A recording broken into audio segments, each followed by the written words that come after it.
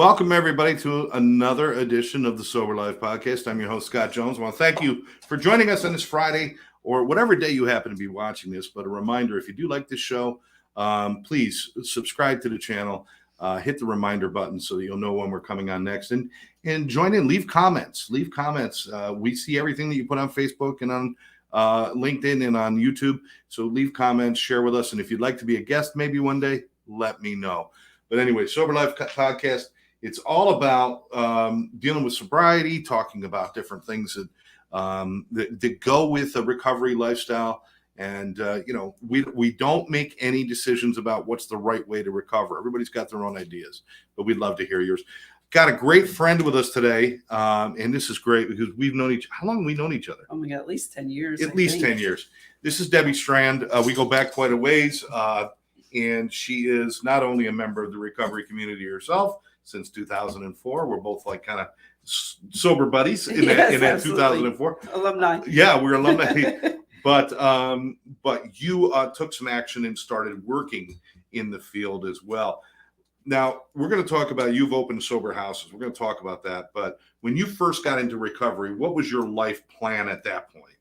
I know it wasn't working with people in recovery. It's so funny because I have an older brother that's very methodical and business minded. And I remember him cornering me and my other brother who was in recovery and saying, "What's your 5-year plan?" And we looked at each other and started laughing. Dude, I don't know. We're going to get up, go to a meeting one day at a time. So, I really hit a really low bottom and I was in pretty rough shape. So I really kept it simple. And it was one day at a time, go to work, pay some bills, just survive till the next day and figure out how to get rid of anxiety. Really? I had horrible anxiety, riddled with anxiety, crippling. Now, how much of that was to do with your addiction and how much of that was just there? I feel like if I had been addicted to something like Xanax and you come off of that and you're left with a lot of anxiety because your brain was used to being chemically treated for the anxiety. But I was a cocaine addict. So I was kind of medicating anxiety. Talk about fuel on the fire. I didn't say addiction made sense, guy. But that's the way it was. But, in years later, I learned that anxiety was basically, worrying about tomorrow, worrying about the past, and mostly worrying about what other people thought about me and how I was conducting myself today. I don't care. All things that are outside of the moment or outside of yourself. Everything. Yes, exactly. And I think that's where things like mindfulness come in, where it's about being in your moment, being aware of who you are and what you are and where that you're safe, and those kind of things come in, right? It was completely learning who I was and getting my roots so deeply planted and getting a life that was so busy and terrific things and positive things that I no longer had the time for the passing thoughts of, what am I doing wrong? Is somebody thinking bad about me? And also the level of, not giving a crap anymore, because you know who you are. Your roots are planted. You're doing the right thing every day, no matter what. If anybody's watching or not, you're doing the right thing in your life. So if anybody has anything that they're thinking bad about you, I understand that it's their stuff now. It's not mine. Now, you figured all this out on day 2 of recovery, right? Absolutely. I was absolutely cured. No, it's been a hell of a process. Yeah. And it's, as they describe, that onion, and you peel back those layers a piece at a time and you get to it. And, some days were good. Some days were not. I was also on a radio show at, 2 and 3 years sober. And I used to go on air with crippling anxiety. And no matter what, I just did what I was supposed to do. I went to work. I went to meetings. I shared at meetings. I kept doing the work with my sponsor. And little by slowly, I became who I am today, which is a really super comfortable, very highly productive person doing a lot of things to help other people and fulfilling my life's mission. I have to ask, what was it? I mean, I ask everybody in recovery this same question. What was it at the beginning? Because at the very beginning of recovery, it's everything kind of goes out the window.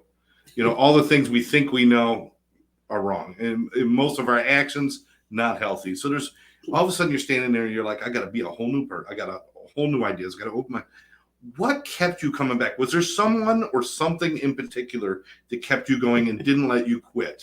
In the first 30 days, there was this guy that sat in the row in front. Of course, I was all the way in the back, and this guy sat in the row right in front of me, and he had real short hair and a bunch of earrings. I don't even know what his face looked like, but it literally kept me in my seat. I said, if this guy will stay in his seat, and he had 30 days.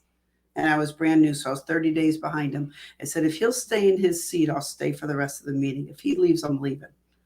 Because it almost felt like that was the buffer in front of me where people wouldn't see me. Did you feel like that's a pretty safe bet you're going to get out of there? Because you're looking at this and making a judgment saying, he ain't going to make it. I'll hitch my wagon to him. You're really giving me a lot of credit for having some forethought at that point.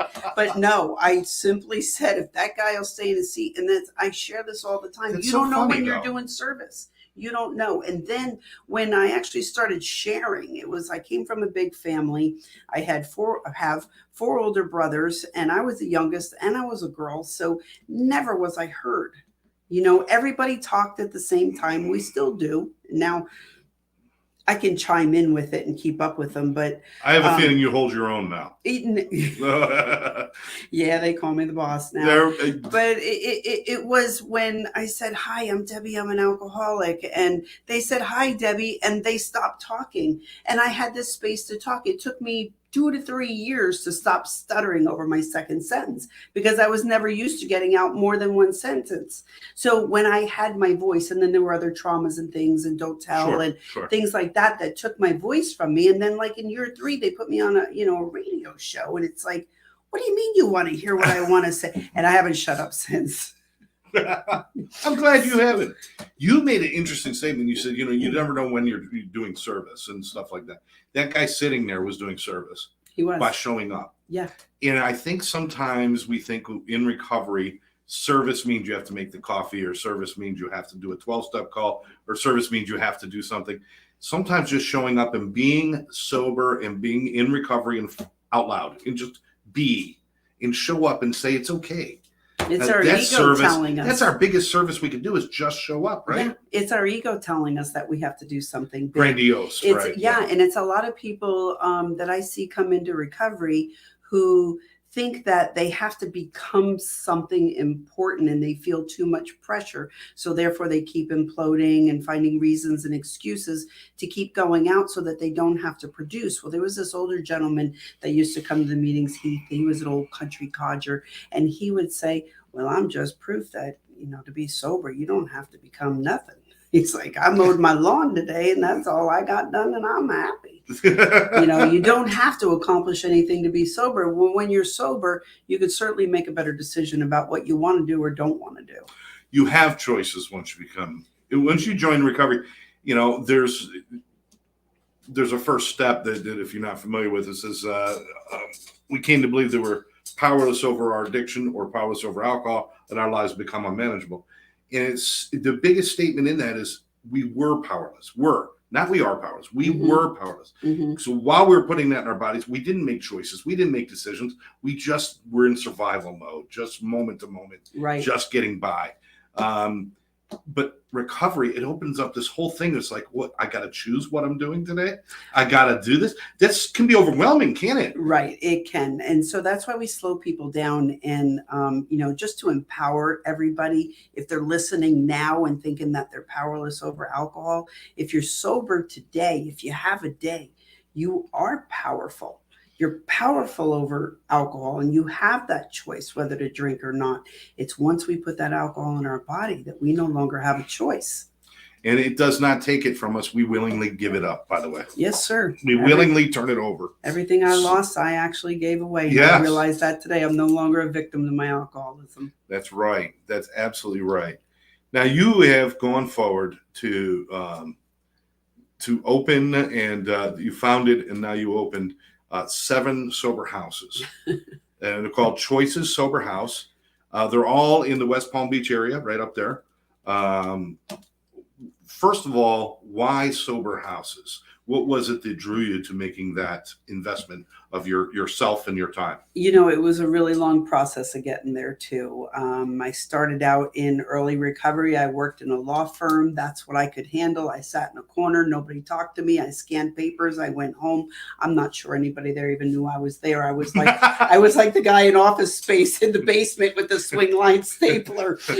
Was that a live person back there? I just couldn't wait to get out of there and go to a meeting. It's just like, get me to a meeting. Oh my God. That was my first couple of years. And then, onto the radio show and running a foundation. And then I got my own radio show. And then I started working in outreach and marketing for treatment centers. So I was going out and talking to a lot of people about different programs.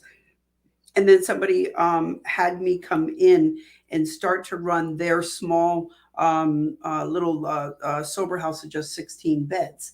And so there I started to get the education about how to do that. Round about 7 years sober, I learned about that connection with the same gender. For me, females, but to have those gender specific meetings and how valuable that was and how valuable the women were to me. So when, excuse me, I started connecting with women and learning about women's issues and how to support women, I ended up going to a therapist to learn how to date from a male therapist because I wanted the male's perspective. So I was doing kind of all this research as female. So now I'm working in a female sober living house. And I saw a lot of holes in the standard of sober living. Now, there's a lot of moving pieces. There's the physical business, there's the day-to-day operations, there's the marketing, and then there's the human factor of working with the actual people. So there's a lot of different factors that go into it. So we have a standard in the industry here in Florida. It's governed by the Florida Association of Recovery Residences. And I ran their program in the standard of the industry and how they asked me to run the program and have rules. And I identified over the next 4 years a lot of areas and holes, if you will, where the clients, the women there, could get more support, where we could do better for them. And it was going to be a lot more work, but I kept taking mental notes, physical notes, and started working my way towards opening up my own business and running it my way. Don't we all want to do it our way? Let's take a moment here because we've got Debbie Ciofalo Fuentes. Debbie Fuentes. Anyway, hi, Debs and all. Let's see. Stephen Handley's with us, Old Country Codger. You're talking about me again, Debbie? Definitely. And Debbie saying, Deb, you are the boss, spiritual, sober, badass boss. And Pathways to Peace was awesome. Is that where you were, Pathways to Peace? No. Oh, okay. I don't know anything about it. Okay. but I've known Debbie for a long time, and Stephen I know from my Facebook. Yeah, keep your comments coming in. I see we got a bunch of people out there watching. If you're just watching, that's fine too. But if you have questions, ask the questions. Now, you see these things that are going on, the things that could be improved upon. Let's just get it out there. South Florida has not always gotten the best reputation for treatment. There was a lot of problems years ago. 7-8 years ago. And treatment centers were the focus of a lot of these problems. But what also sprung up during that time were a lot of unhealthy sober living environments. True. Sober houses. And so people, they get sober for 5 minutes and they think, I'll open a house and I'll make money. And did you see a lot of that going on where they were not being supervised, they were not being run properly, and that even with the best intentions, there just was not the effort needed to really run it properly? I got into the space just as that was starting to get cleaned up. So I'm really super grateful for that. And Yes. The Florida Association of Recovery Residences, although I have identified holes and would like to up the standard, they've done a phenomenal job. Their probably highly underfunded, and I think they're doing a lot more now. And they're getting on top of it. They're getting to it. There's a few of them, and there's a lot of sober houses. Places are popping up all over the place. And every time I reach out to them and they don't get back to me, I get really impatient. I'm like, oh yeah, that's right. They're a statewide agency. Take it easy.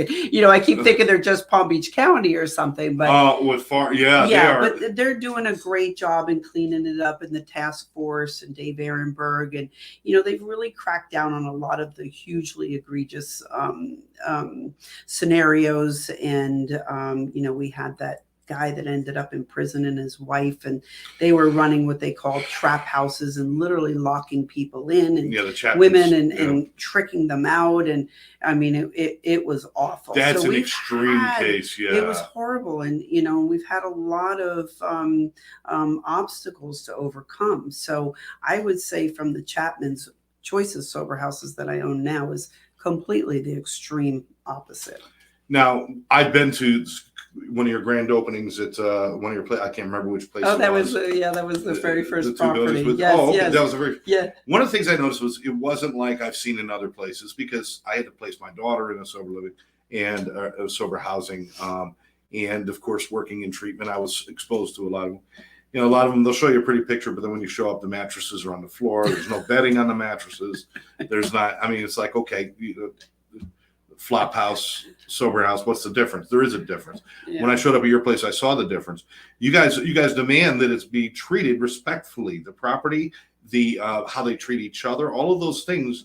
That's not like we'll just come in and just do you. It's come in and be a part of our family, or don't belong here, right? Yes, it's absolutely about the community, and you have to live somewhere that you can respect your surroundings so that you learn to respect others. So you start to respect yourself. It all goes towards that building of self-esteem and bringing somebody back to life and to give them a purpose and a reason. And our houses, I usually can't keep up with the marketing pictures because I'm always reaching out to some community resources and getting the place painted. We had some patio furniture donated, and we're just constantly doing the upgrades. And then once we built out all the 7 houses, then we went back to the very first house that you toured, and we didn't have any money when we opened, so we used some pre-owned furniture from the previous owners that were there. I mean, it was a disaster, this place, but we salvaged what we could throughout the rest of it, went to the other houses, bought all their other stuff.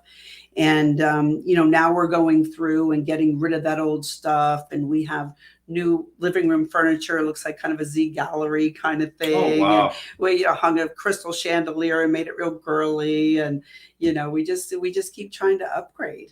Was it purposeful that you started with female housing? Because you've got 7 houses, 2 men and 4 women's houses, plus an older person. We'll talk about that in a minute. But was it purposeful you started with women? Yes, for me, it absolutely was. First of all, I was already branded with the women's sober living, so it kind of made sense. And I was going to be the person on the ground doing all the work with the clients. So I was, a new business owner. I'm doing all the UAs. I'm doing all the sign-ins. So it absolutely had to be female. And they were underserved too, right? It was a highly underserved community at the time. Yeah. I think we're doing better with it. I think the numbers back not that long ago. How long you been doing this? We just had 4-year anniversary just a couple months ago. Not that long ago, probably 5 or 6 years. When we were looking, it seemed like it was 10 to 1 the housing, 10 men to 1 woman's house, and that might even be generous. There was so few sober livings and sober households for women. So I'm glad you did that. Yeah, thank you. Yeah. And it's, it shows in the houses that we have. I mean, at any time, if we needed to, flip one of those properties and turn them into male, clear out all the females and do that. But everybody said, oh my God, the female houses are so hard to run. I've had a lot of challenges with the men, and they're not used to a strong woman showing up and stepping on their neck and telling them like it is. They're not really used to that. If you're going to create this, like, oh, the women are different than they're human beings. Treat them with respect. give them the tools they need to succeed, and you can help anybody. But We do, why but is it worse for women? You do have to remember the hormonal fluctuations. We have girls coming in various stages of, 22, very hormonal, just, dealing with periods and sexuality, and then women in menopause, and, they have their own issues. And so, there are a little bit of variation. I thought the men would be a little bit more even. Men balance that out with a tendency towards violence and a tendency towards anger. It's really crazy. The only fights that we've ever had in the house in 8 years of running sober living, there's been 2 girl fights. Wow. Yeah. And in 8 years, there's been 2. I mean, one girl pushed a girl, and then the other one kind of jumped on her and started punching her. But in 8 years in sober living, can you believe that? That's a really good number. Isn't that crazy? I thought for sure there was going to be, problems with that, but there's not, and I'm super grateful for that. I'm gonna read this because it sounds like a testimonial. Debbie Ciafalo is saying, Debbie Strand helped me in 2013 as well as her wise words of recovery, wisdom, and knowledge. Her perseverance, determination will help the recovery world is profound. I am so grateful. But Debbie Strand is one amazing lady. God bless her always. Thank you, Scott, for doing this, and thank you both for your service. Okay. Thanks, Deb. Wow. Deb was one of the recipients of one of the foundations that I ran previously, and we've been following her journey for a long time. Arlene Farrow is saying, so sad that my Teresa did not make it to you, Debbie. Sober Living House. Yeah. Her daughter had relapsed and gone home for a couple of days from another house, and, was properly, discharged for relapsing there, and went home to ride out that couple of days and was going to come to us. And unfortunately, the last night before she was supposed to come, she passed away of her addictions. And Arlene's come to our house and shared with our girls, and I've kept in touch with her. And I kind of have a bed in my house that's where Teresa was going to come, and that will always be Teresa's bed. Arlene, thank you for sharing your story with people. My heart always goes out to you. Yeah. It's hard. This is not the easiest thing in the world to do. There are nights, and I don't know, I would assume you're the same, that you get that call, that somebody that you cared about, somebody that you helped, whether you helped them 6 months ago or last night, that they didn't make it. I lose sleep those nights. I cry, I lose sleep, because it's not, I never want to be at that point where I become callous to it, or I don't feel it. Do you agree with that? No, I'm sitting here feeling it right now. My eyes are filled with tears, and I'm thinking about a really beloved house mom that we had, and she relapsed, and she had a great personality. She was a street walking hooker for 20 years on Military Trail in West Palm Beach. And when I had girls come in that, were really difficult cases, there was nobody that could talk to them the way that Brooke did. And she was phenomenal, and she was powerful and so gentle. And she would call me up every day, and we would talk about what was going on in the houses, and she would say, hello, mother.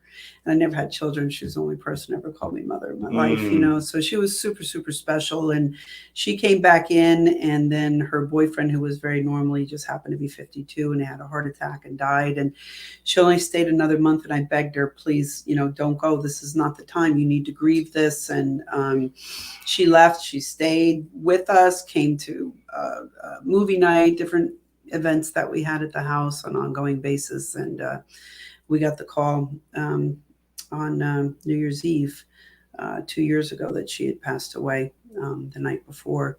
And, it was devastating. And we had to go in and tell our girls that, and her best friend in the house and her roommate, I grabbed her up next to me and held her as we had to serve them the news on New Year's Eve, and brought them together on a, guise of, we're going to talk to you about the parameters of being here on New Year's Eve. And, had to tell them the truth about what happened. So then we opened up the party that night and said, you guys can play music, hang out at the pool, jump in the pool, whatever you want, long as you want, loud as you want, until the police come. Then be respectful.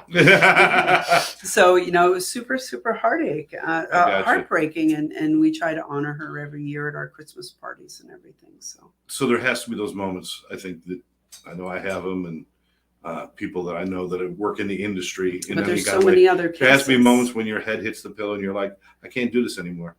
You know what? Tomorrow morning I'll get up. I'm going to get a job at McDonald's. I'm going to fry fries. But then you wake up in the morning and you remember a story of success. You remember those miracles that you were a part of. On the I can't remember if it was the second day or the third day that we were open, a girl overdosed and fell to the ground in our bathroom, and I gave her like 9 or 11 Narcans and saved her life. And as I'm putting Narcan in her, giving her mouth to mouth, which we don't do anymore, I'm thinking, what the hell did I do? But then, like you say, the next day I woke up, I went back at it, and we went from those 2 houses on that one property to now 7 houses, and how many thousands of people that we have helped and will help in the future. So yeah, absolutely. I absolutely have those days of, my if you don't quit this industry once a day, you're not doing it right. You've got to have those. Damn it! I'm not doing this anymore. And then you sit back and you're like, yeah, but remember Bob. Bob wouldn't be here if I don't show up tomorrow, who's going to be there? You know what the problem is that, you have this whole group of people that you're helping, and the 2 that are acting a fool and pushing you away and not wanting to do the program and causing all the problems make you get that feeling of, I want to quit, and I need to pull back the lens and look at the rest of the group that are doing the right thing and that are changing. And they are going to go out and maybe help 20, 40, 2,000 people. Thank you. Or just show up to a meeting and not know the service that they're doing. Exactly. So what we're doing is huge. It is huge. It's a ripple effect. Yeah. And we're small little pebbles in a huge pond. Mm-hmm. We're little tiny pebbles. And we drop it in. We see the first couple of ripples, but we don't see that even just under the surface, there's something that occurs all the way across the pond from changing what we did. Generations. And we don't get to see it all. Yeah. We just have to have faith that if we do it, it's going to mean something. And it's usually those pains in the asses, because we do get a pain in the ass every once in a while. I was one of them. I don't know about you, but I was one of them. Yeah, everybody says they're never going to make it. Those are the ones who usually end up like the ones I look at and I'm like, oh, no freaking way. I'm not dealing with this jerkweed. And next thing I know, it turns out he's got sobriety and he's got recovery that is brilliant. Right. So you never don't really know. The ones who come in, it's like, oh, I know exactly what I'm doing and I'm going to be great and everything. Those are the ones I worry about. Yeah, sometimes they're not the ones. So yeah, and it's, you keep planting the seeds. You don't even know if it's today or if it's going to be tomorrow. Or their next go around, maybe they're sober 12 years and they come back 10 years later and, then they're rock stars. Absolutely.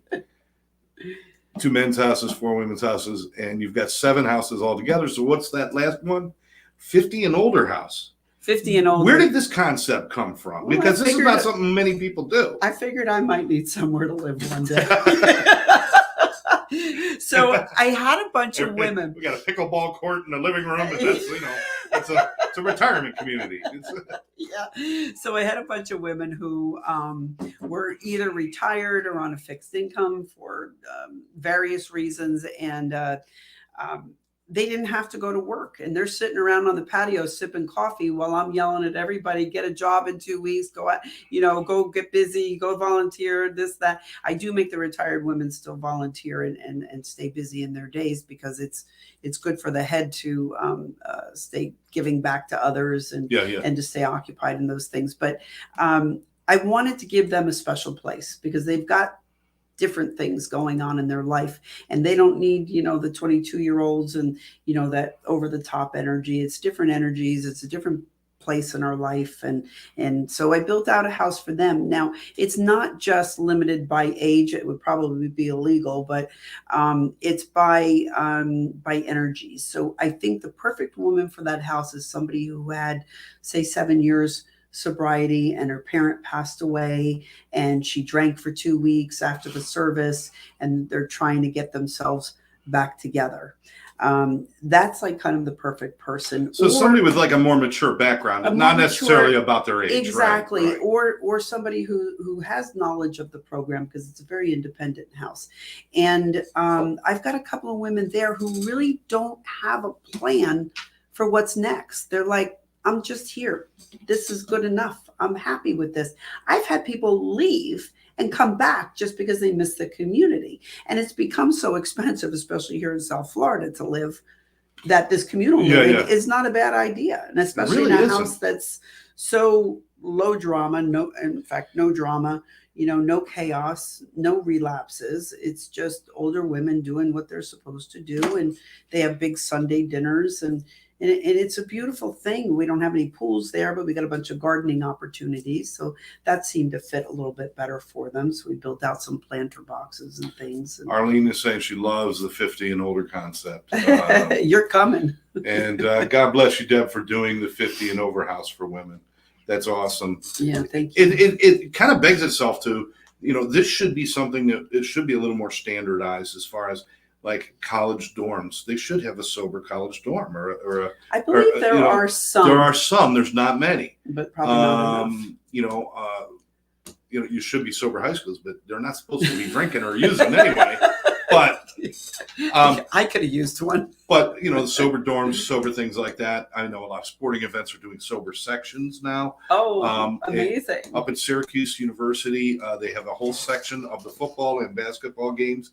That's the family zone, they call it. No beer is served in there. No alcohol can be brought there, and it's for people who want to enjoy good things sober. It's becoming more and more acceptable, I guess we should say, to be in recovery. As the stigma is kind of going away. We still got a long way to go, though, don't we? Yeah, I definitely think that we do. I see a lot more businesses that are opening up to people with felonies. And, sometimes you have to preclude certain types of felonies, like violent felonies. And, it's tough. The funny thing is that we're gravitated towards people with difficult backgrounds. If you listen to a story about Bob, who came from a good home, but he started taking oxys for his knee from football. Next thing you know, he's addicted. Then they cut off his prescription. Now he's buying heroin to make up for it, and he's doing this. He ends up homeless. He's out on the streets for year after year. He gets arrested time and time again. He's unhealthy. He's dying. He's all these things going on. Horrible, horrible stories. And then somebody came and found him and said, I have a better way. And he found his way through the muck and the mire, and he found a place like yours, and he got sober, and he really developed a great life. That's a story everybody wants to watch. It's the underdog. It's the Mother Teresa story on the other channel. Nobody's watching that. Okay. The story about Bob, who married the prom queen, went to Harvard, got his CPA, and now is second in command at H&R Block, is not a movie anybody wants to watch. Nobody cares. Nobody cares. It's a shame. So we get excited by that. We see that as, wow, Yeah. what a story and what a miracle. But sometimes we're like, yeah, but with that background, I can't. We've got to look past that and realize because of his background, it makes him a better, more interesting person, right? Well, not only a better and more interesting person, I think the better kind of needs to be explained. When we work a true program of recovery, we have an honesty that we can't live with anything being dishonest. When you find somebody who is truly in recovery, and I don't mean to break my arm patting myself on the back, but you too, Scott, we have a different level of integrity than the general population. And that's one of the huge things that I try to teach people at Choices is to make sure you're communicating. If you're going to be 2 minutes late, communicate so somebody's not looking for you, to have that ultimate integrity. And I think so much of the problems today is just the lack of communication, the failure of and the fear of self-responsibility. I don't think people want to be responsible for themselves. And I think that's a lot of the reason why people relapse repetitively, but they don't want the responsibility for themselves because of the fear that they don't think that they can make it.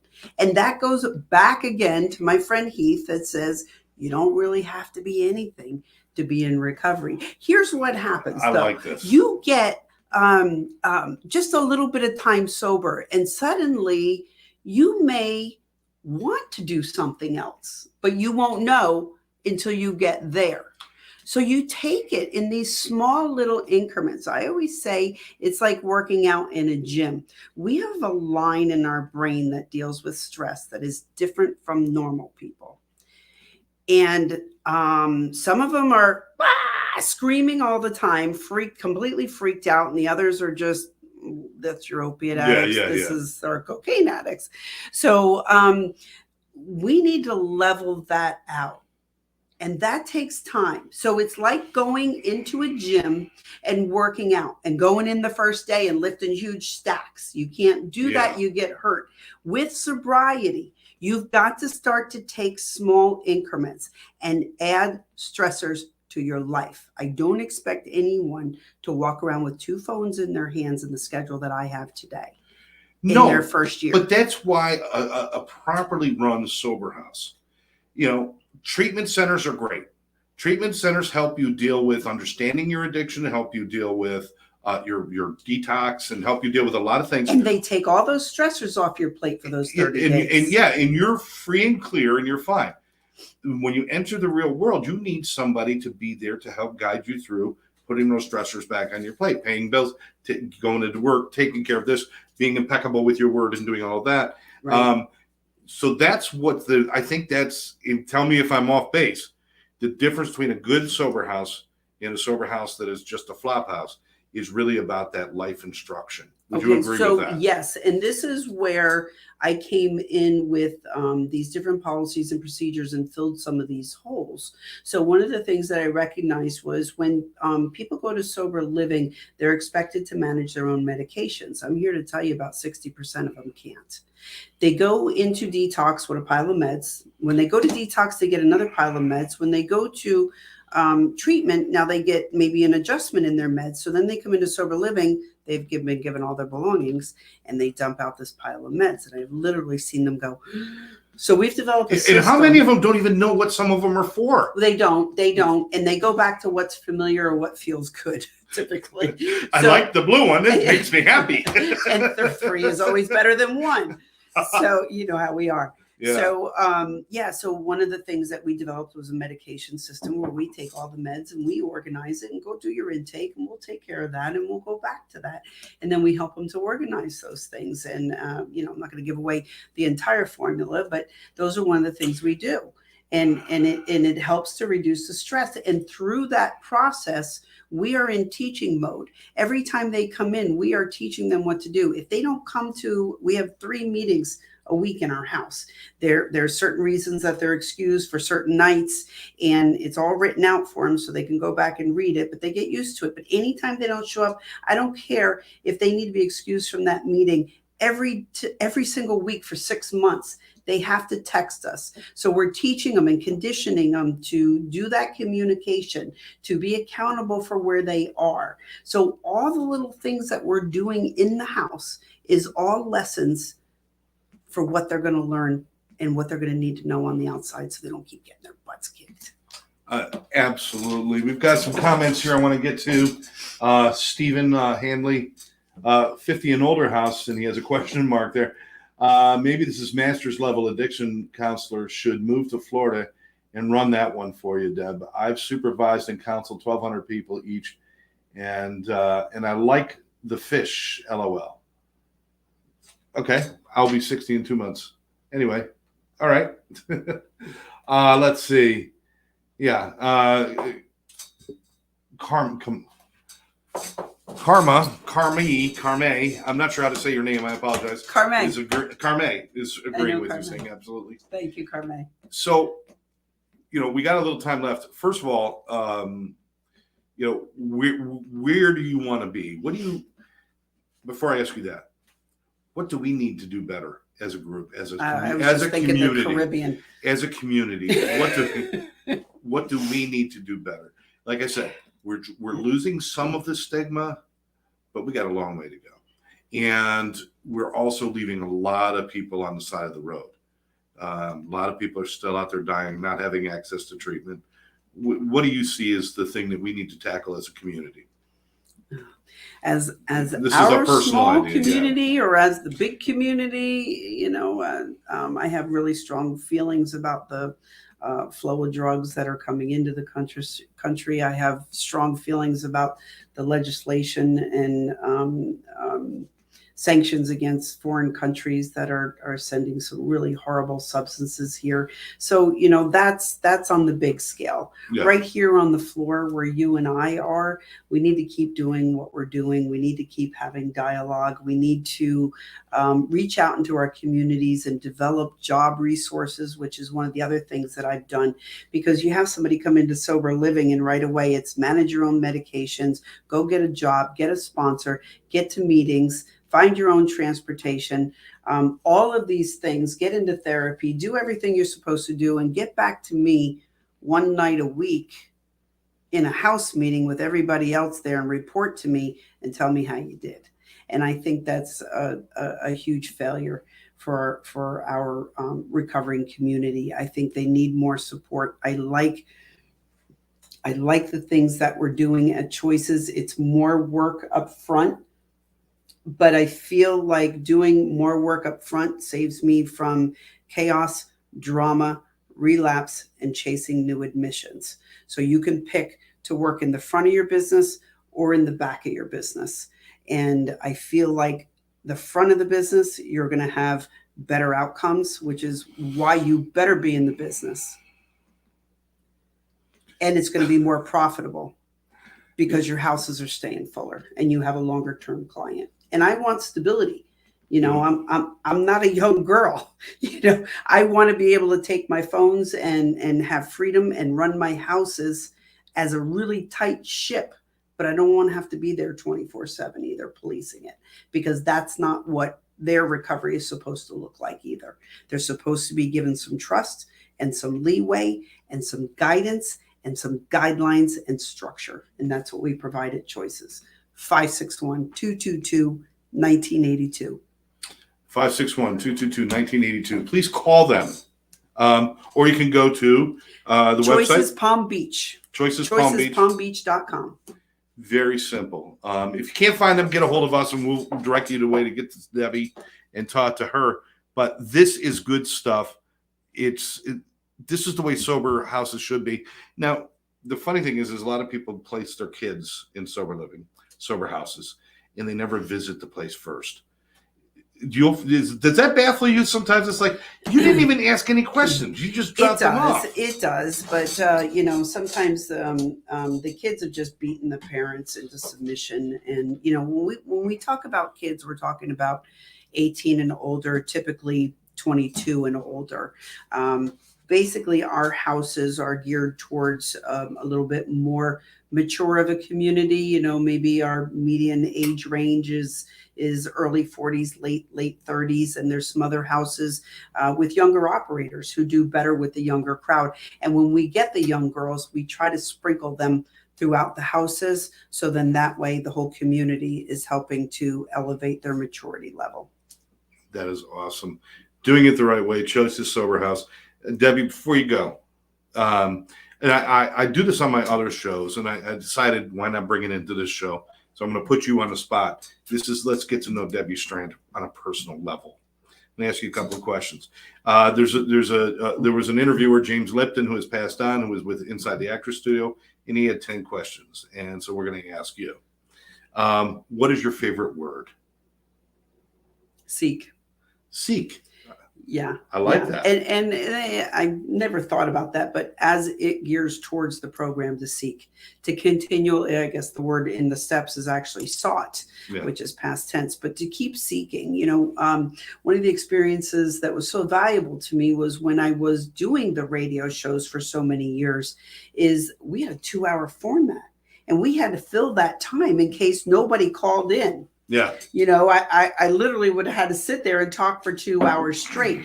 So I researched topics like crazy. I had cancer once. I researched it like crazy. You have a disease, research it, seek information, keep looking for your answers, for your trauma, for everything that you have going on. I mean, we have the power of the internet now and AI and every other thing.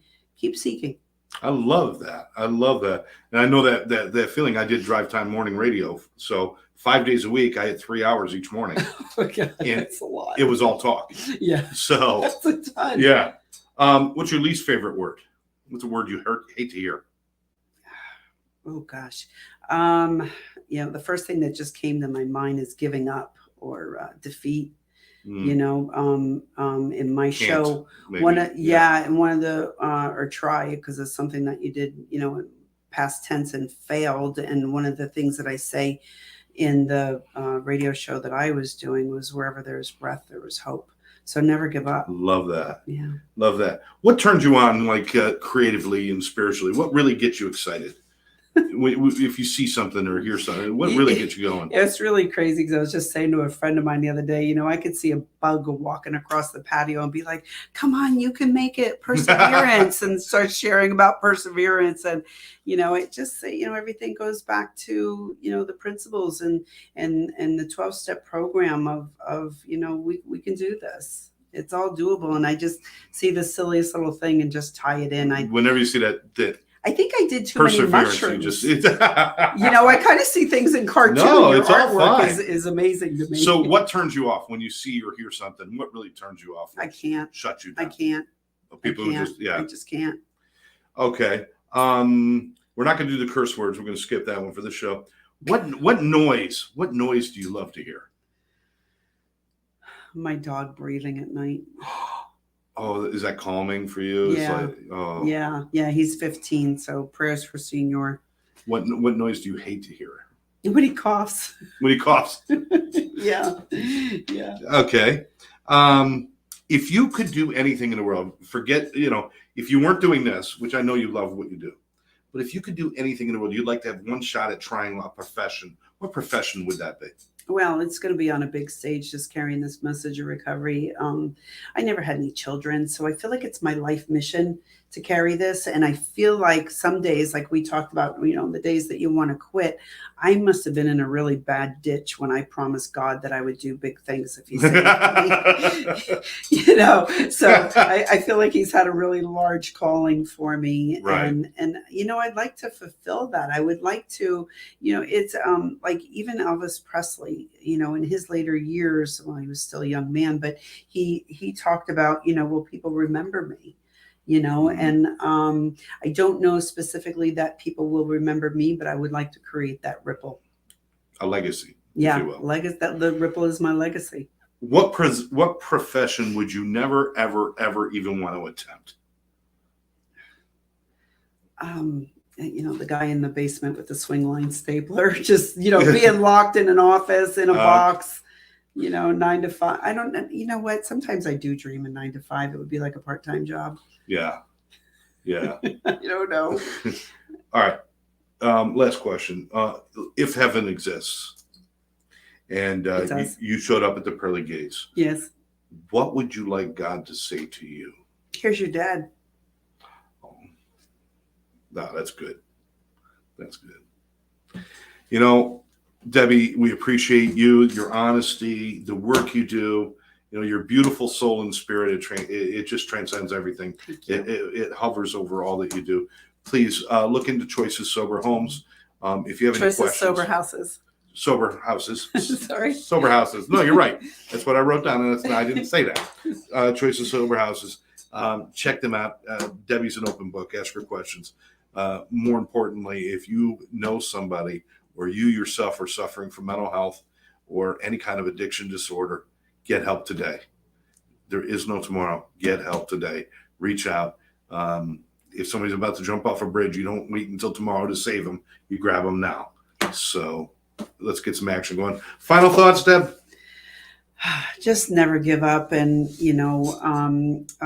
to the loved ones of someone who's addicted, find healthy ways to help. While I say never give up, that doesn't mean to send, all your finances to them. Find an Al-Anon or a Nar-Anon program or, professionals, or call me, I'll tell you like it is, and find someone who can give you the solutions to help someone in a healthy way. Absolutely. I want to thank everybody for joining us, and whether you're watching live or you are watching on a replay, again, please subscribe to the channel, leave your comments. We appreciate everything that all of you do out there who are working in the recovery field. And those of you, again, if you're having a problem, reach out and get help. The only way to mess that up is by being quiet and silent. Silence has killed more people. Yeah. Don't do it anymore. Speak up, ask for help. You've been listening to and watching the Sober Life Podcast. I'm your host, Scott Jones, thanking our guest, Debbie Strand. We'll catch you next time. Take care.